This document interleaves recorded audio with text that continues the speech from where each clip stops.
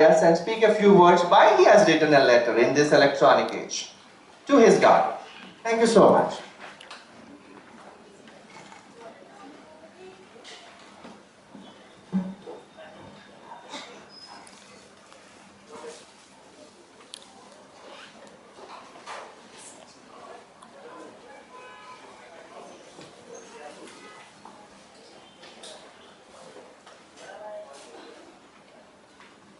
You will see the trainer and the writer together in a moment. I'm feeling a bit like Rajnikant right now because there is a stall and there is also a balcony. And I can, yeah, and I'm just a little concerned that some coins should not start flying from there. And well, I will just use those coins to sell you the books. Yeah? Yeah, authors require coins. We're just talking to Radhakrishnan inside. Being the best-selling author does not mean you're a rich author because commissions don't necessarily get paid. So the royalties necessarily don't get paid. I think this is the problem with trainers. They start without without certain formalities. Radhakrishnan ji, Dr. Ashok, Smita ji, Saurabh ji, Gajanan ji, my very good friend Sammy, my wonderful family members who are here today. Many of them here. My mom is there, mother-in-law is there, brother-in-law is there. So many of the other our beautiful relatives are here, cousins, and all my very, very dear friends. This is a difficult speech, trust me, because one, the book is very emotional. And I remember Smita ji once telling me on the phone that it's so emotional in certain parts. I'll give you a feedback later. It's a real tough one because one, the book is very emotional, and secondly, I'm so overwhelmed right now by the response. We were discussing, it's a long weekend, whether the timing is correct or not. People like to take off. They don't want to be in Bombay. They want to probably go off to a nearby station. So there was a little concern about the timing. But I just went with my heart and said I want to do it on this day for whatever reason. It was available and I love this store. I love Kitab Khana. We have done one earlier book launch here earlier, about 2.5 years ago, which was co-authored with my friend Sammy. I just love this place. Today was the day on which it was available. So we said, let's do it and leave it to God, and God has done the job. And God normally does the job. That's my experience. It is a human beings who fail to do something in life. So it's an incredible moment for me, ladies and gentlemen. First of all, before I say anything about the book, I want to thank everybody on the dais here. I would like to say, yeah, please, I think we should hear it for them. One of the things this writing journey has done for me in the last almost 6 years now, since I quit my well-paying job about 6 years ago. One of the things that the writing journey has done for me is that it just put me in touch with some extraordinary people in life. It just brought me into contact with an amazing world, which I would not have got to see if I was in a job. And trust me, friends, the kind of people that are sitting on the dais right now, and I'm not saying this because I need to be politically correct. That's one of my great strengths. I'm a completely politically incorrect guy. So I'm not saying this because it's a politically correct statement to make. I think the people who are sitting on the dais are definitely not ordinary people. They're extraordinary people in their area of life. They're doing very well, they're very humble, and the best thing is they're all here because they want to support an emerging author. And I think that says a lot about the fact that, and none of them took more than a minute to say yes, that we are coming. The only reason they took 60 seconds to say yes is just check the diary.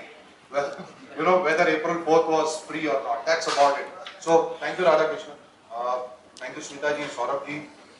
And Dr. Ashok is somebody we take terribly for granted in our family. We say, there is any problem, Ashok is there. So we'll go to him. But I just thought this is the moment where I must acknowledge that what a towering figure lives amongst us, and we just take him for granted every day. So Ashok, thank you so much for being with us today. And of course, my deepest gratitude to each one of you who is present here. You took your time out and you came all the way. you could have done other things in life, but you chose to be here. So I think that's something I really appreciate from the bottom of my heart. And I want to make a special mention of one gentleman here, Mr. Mulchandani. He's come all the way from Nagpur to be part of this, this book launch. And Sir is a doyen in the life insurance industry, and he was a development officer with Life Insurance Corporation of India, and he created India's greatest and topmost earning agent in this country, Mr. Bharat Parekh. He was the development officer who created him, and he has come all the way. When you gave me the message that Hari, I will see you on the 4th, I really did not believe it. You know, I really did not believe that you would be here. But thank you so much, sir, for being here with me. And I would really love to take everybody's name and thank each one of you. I'm meeting A.B. Ravi, my ex-boss in journalism, I think about maybe 10 years. I think it's been 10 years since we met, or maybe even more. So to have their presence, thank you Ravi, thank you for being here today.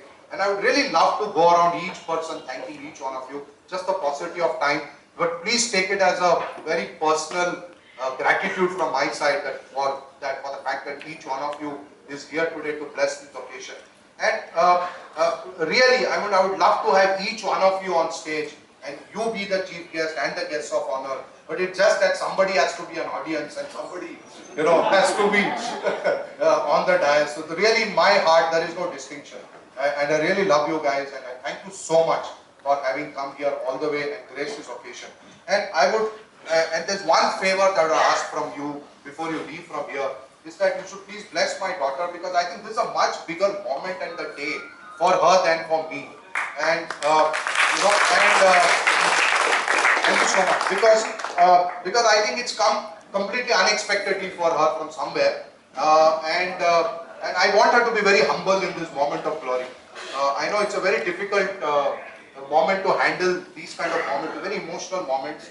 And one of the things I've been psyching myself up while preparing the speech is to don't get carried away by your emotions, because this is a little difficult thing to do.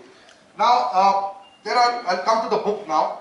There are a couple of interesting perspectives which I have received about the book. When I gave a copy of this book to Diksha's college principal, she studies in the St. Xavier's College, which is very nearby, in the science stream.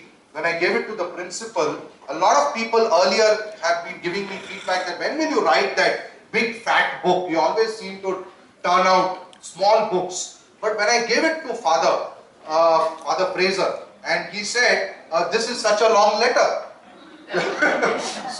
So I thought it was a very different perspective. And within the next 5 to 10 minutes, when I went and met the counselor of St. Xavier's College, Father Terry, and I gave him a copy of this book, he gave me the same feedback. He said, this is such a long letter. So I was very happy that I had written finally something substantial, And a lot of publishers or distributors say, we can't take this book because you don't write 1 lakh words, But my contention is, today everybody in this world is going through at least 10,000 words of nonsensical content every day. and plus you want me to write few more 90,000 extra nonsense.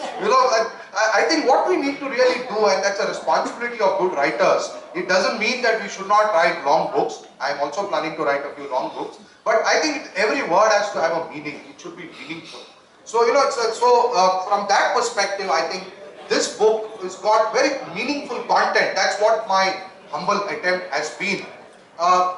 Some people have also asked me, are you inspired by Jawaharlal Nehru?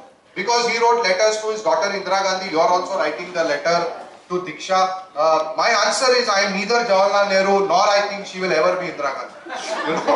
So I think we will remain what we are. And yes, I am a great fan of Nehru, as you can see this Nehru jacket. So I am a great fan of Nehru, and Nehru was a doyen in our political space, in our social space. He was a great ambassador of peace and he was a great human being.